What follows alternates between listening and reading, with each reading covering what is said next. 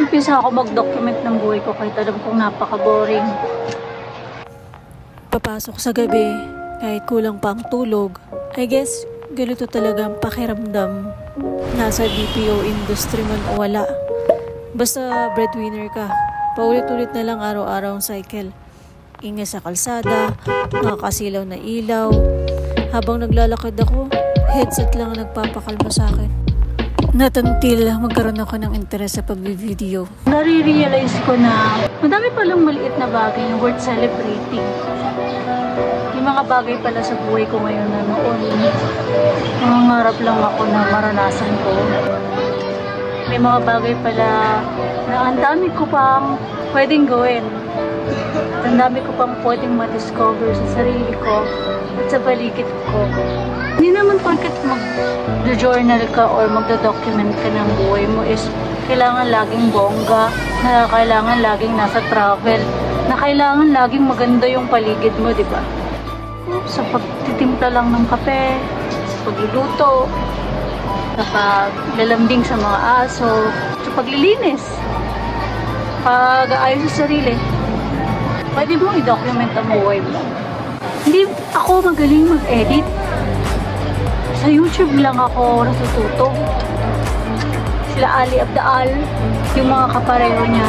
Mula sa pinakamataas ng mga YouTubers, content creator, hanggang sa mga simpleng tao lang. Hindi lang pala akong ganito.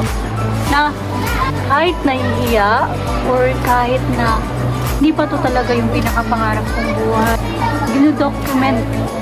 Doon mo makikita at makukumpara kung ano yung pagkakaiba ng buhay mo noon. Hindi man nagpo-progress agad-agad o hindi man malaki ang progress ng buhay mo, yung personality na nahuhubog, yung character at yung mindsetting, pati yung pagtingin mo sa mga bagay nahuhubog, na hindi palaging dapat luxurious o big time para maging masaya ka.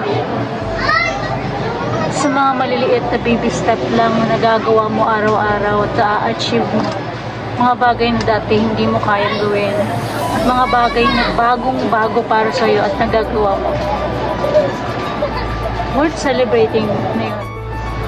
Ang pinaka-pangarap ko ay soft life, kung saan kaya kong i-explore yung mga interest ko na hindi ako nag-iisip ang pamilya ko ba is nagkukulang.